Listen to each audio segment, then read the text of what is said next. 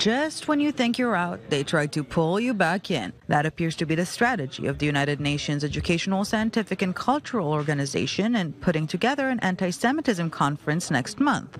This comes after UNESCO was dumped by the United States and its massive funding last month due to its stream of anti-Israel resolutions.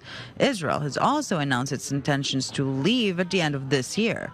But new UNESCO Director General Audrey Azoulay, a French Jew, will run the first of its kind anti-Semitism meeting during the UN General Assembly in New York, and she has received RSVPs from Israeli Prime Minister Benjamin Netanyahu, along with French President Emmanuel Macron and German Chancellor Angela Merkel.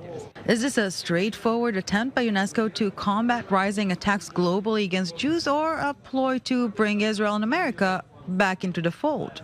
L'histoire nous a montré. History has shown us that leaving this kind of organization, that leaving the table of global dialogue could lead to disasters. I am very engaged in this dialogue, in this opening, with these countries, but not just them, all. And as I begin my mandate, I want to give new life into that way of thinking. In recent years, UNESCO members have passed several resolutions that diminish Jewish sovereignty and heritage in the Holy Land. When Israel sent in its withdrawal notice, it reportedly contained a provision that should UNESCO reform its attitude towards Israel, Jerusalem would reconsider its decision. Would a conference like this give Israel enough incentive to stay in UNESCO?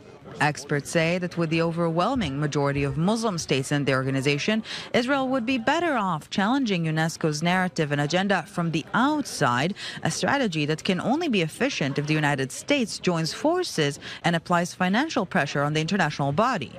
Whether the motive behind the conference is pure or not, it appears part of Azoulay's agenda is to depoliticize UNESCO. That's no easy task, especially when it comes to Israel, where nearly everything is about politics.